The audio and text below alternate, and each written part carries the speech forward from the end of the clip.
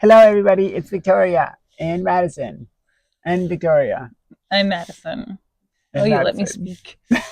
Shush. Okay, so it's story time with Victoria and Madison. And today's story. What a great story time. That's a great story time. I wish two pretty lesbians told me stories. Wait. Do you? I was going to say when I was a kid.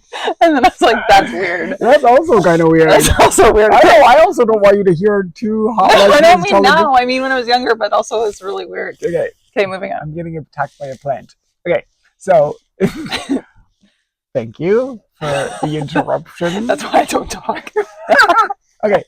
Anyways, so we went downtown Toronto and we had got a hotel and we went to this kind of bar. It's kind of like in the hip part of the city, King West in Toronto, and we just went to get a drink and super overpriced drinks. It was like it's friggin' absurd. It's like $70 for two drinks. Vodka Red Bulls, For vodka Red Bulls, and so we get there and we just like to love to people watch. Yeah, it's a great patio. It's a great patio.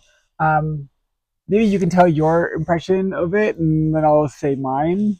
Sure. Okay. So I know all about this life. I have done this life for quite some time now. And as once I turned like of age to drink, like I'd go to Toronto and party. So I know all about King West and what it's like. When I was younger, like early 20s and stuff, I loved it because it was like place to be seen and you dressed at the nines and da-da-da. And so I know what to expect going there. I know that everyone's going to be super dressed up. I know everyone's going to be putting on a mask of someone that they're not. I know that everyone's going to look faker than they actually want to. And it's just a very specific scene. That's my impression of it. So I had been a club kid before she was born. Okay, no, maybe that's not true. I was like 5.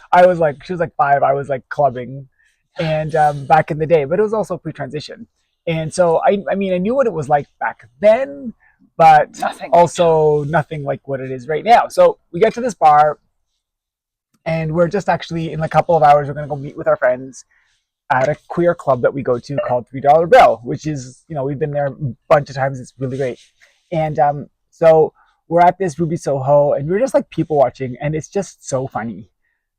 Everyone looks like they're wanting to be seen. Mm-hmm. Everyone they're peacocking. Is there peacocking. Yeah. Everyone is there like pretending like they're millionaires. And it looks like nobody's having fun. It all looks like a facade. It all looks fake.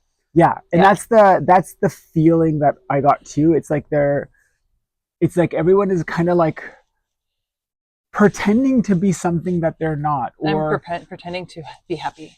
And but it's so clear that they're not enjoying themselves. Yeah. Right. And here we are, like we're like the loudest table, even though there's only 2 of us, and we're just having a great time. Yeah. Like her and I are just vibing, and we're looking at everyone else, and we're kind of laughing because no one else is having fun except us. Yeah. And so we're there for a little while, and then we're like, okay, let's get the fuck out of here. And so we go to the queer club that we go to, $3 Bill, and we were just meeting some friends, and music was good, but we were just like, okay, let's go somewhere else. After our friends were switching, they were going home. Yeah. So then we're like, okay, let's go back to King West, which was a mistake. Such a mistake. So, because I had been under the impression that there's this club called Laval, and it's a rooftop pool, which we've been to, but we went when it was a pride event, so it was mostly sapphic. It was all sapphic, and we had a great time, except it was just too cold that day. Yeah. And she's been begging me to go back there, and I've been like putting it off. Yeah. I'm like, I don't think you're gonna like it, but like we were in the right place at the right time. So we decided, okay, we're gonna go, because I'm like pushing to go to this place. Yeah. It's a lineup to get in. There's this guy who's at the door. He's like the bouncer. He was like dressed like a robot. I don't even know what he was like dressed in like a full astronaut suit. Yeah. Except it wasn't an astronaut suit. It was like designer. Anyways. Yeah, it was Toronto. It was a Toronto suit. He looked like an idiot. But point being,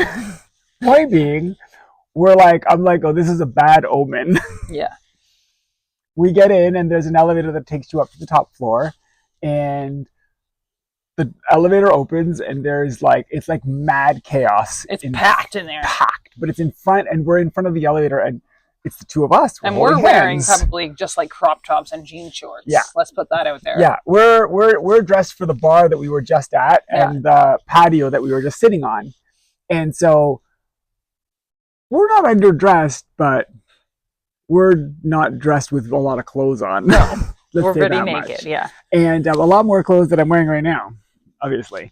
Okay, so we, except the sleeves. Anyways. Okay, fine, whatever. Okay. So we get up there, the door opens, I walk out the door, and then like, it feels like mad chaos has erupted. Every single person is like peacocking louder than ever, you know, like there's like a lineup of like guys that's trying to get into the elevator, and they're just doing what guys do. And there's just all these people, and it's like chaos. So we were like, well, let's get the fuck out of here, let's go to get a drink. And so actually I think we went pee first. Yeah. And this is the same place that we had gone to like a month earlier, and we had sex 4 times in the bathroom. And one time in like a hallway. Anyways, now we're never going to get to go there again. No, we christened it. Oh well. Anyways, so we went to the bathroom first. We come back out, and like we're like, okay, let's go get a drink. And I'm like, my anxiety level is like up here. I'm like feeling a million eyes on us, and not in a good way. But not in a good way. Not in like the way, like, not in like a homophobic way. No, I don't think. It's hard to say. But it's hard to say. Yeah. But the way, you know, we're walking hand in hand, and just the way people were perceiving us, and the cut eye from the girls was like so intense. Yeah, they hated us. We're actually, so if you imagine this, there's like a long kind of like straight hallway, and then on either side there's people, and at the end of that little hallway, it's outside, but there's a bar, and the bar looks like it's about 2 or 3 people deep, but that's where we were gonna go. Okay, let's go get a drink, and that was the bar that we saw, right? So we start walking towards it, and so you're kind of walking a little bit like on a catwalk, but not really. It's just a big open space, and I can start seeing like all the eyes turning on the side and on this side and at the bar, like turn and just look. And then the girls gave like this cut eye that I've never seen before. It was like venom. And yeah. And I think she's trying to prove a point at this point. I did at this point. I'm like, this is what you needed. She's trying to prove a point, and I'm like, now I'm starting to feel super uncomfortable in this situation. And I'm like, this is not what I was expecting. I was expecting something totally different. I don't know if you want to just say what your thoughts were at this moment, because you were the one who was kind of taking me on this journey. Great. So at this point, I was like realizing how uncomfortable Victoria was, and I'm like, okay, we gotta get the fuck out of here. The bartender was taking forever. I looked at her, I'm like, we're leaving. And we got out of there as fast as we could. And what do you feel like the lesson in it is for you? Never listen to Madison. That was not my idea. Okay, no. I will say that we've been in like straight spaces before, and I've never really had that same feeling. But this time was different because the people that were there were all so pretentious, and it was just okay. But before we stop, maybe not living authentically. Living authentically, yes, and that's, I think. Oh yeah, there's your good lesson. Why didn't you tell the lesson if you knew the lesson? I couldn't figure it out in this 1 second. You tell the lesson. Well, in my opinion, wow, I get to fucking take that thing off.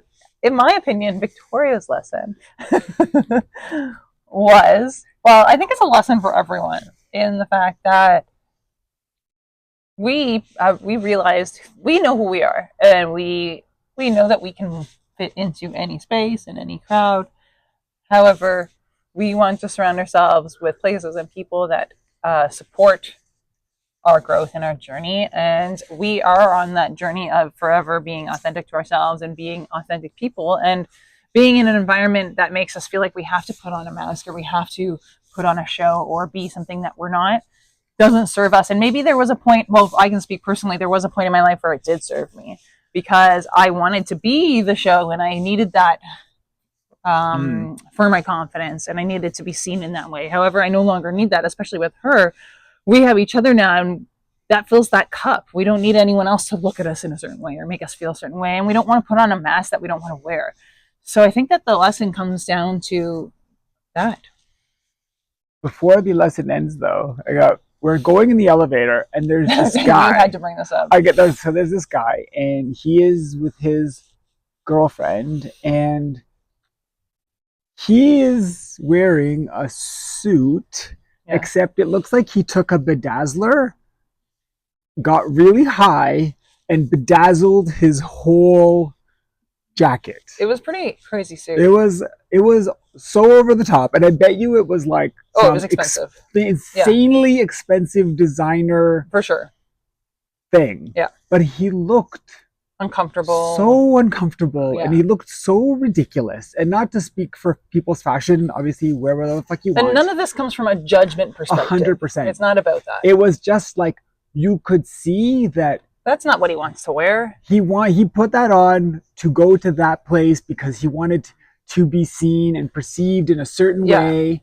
And so his girlfriend, it's actually kind of like a little bit of a sweet moment that I watched, was his girlfriend was, you could tell she was kind of self-conscious. Maybe she had a little bit of anxiety because we were in the elevator and he was kind of looking at us, or she expected him to look at us, or whatever it was.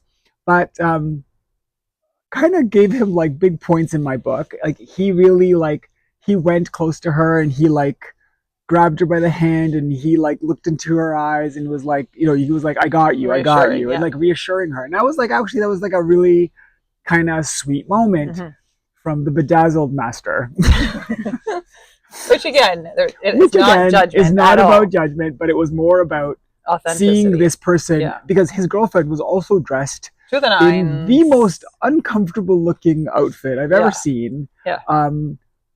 With platforms like this, and again, it just looked like no one was having any fun. And no one is having any fun. Everyone was there just to get an image or to get the photo or post on Instagram, instead of there for themselves. They're almost there for other people. And that's probably the saddest thing. If you really think about it. Is everyone is out there, and this can apply literally across the board to everything in life, is you're living your life for somebody else. You're not telling your truth to your friends because your fear of their judgment. They're doing the exact same thing back to you. Your parents are doing it, your kids are doing it, your friends are doing it. The whole world is putting on a facade for somebody else. And then everyone is literally sacrificing their authenticity and their true selves for fear of being judged by the same people who are doing the exact same thing. It's like, what? This is ridiculous. So I agree. The lesson for me was that piece. I think what it did for me as well, as much as it wasn't a lesson, but it was more of a reinforcement, was how we're very good readers of people's energy. If someone's got good energy, we bring them in. And if someone's got toxic energy, we're like, bye-bye, very quickly. And that whole environment had a very toxic energy to it. And I don't want to put myself into spaces, regardless of how good we are, into toxic spaces that can infiltrate or poison this good energy. And why would I bring other friends of mine or other positive energy to a place like that, where it's kind of like a toxic, negative energy? And so finding your places, finding your people, being yourself, with those people, I mean, that's literally the best things in the world. We're going to Dinah in 2 weeks, and it's going to be pretty much the opposite of that experience in King West. So keep your eyes peeled for some videos. All the people living their authentic truth, all partying together in Palm Springs, September 26th to the 30th. We are going to party. Okay, love you all. You want to jump in and tell everyone how much you love me and all that nice stuff? I love you. Oh, see, I forced her to say stuff. I love you, Daddy. Okay, I love you.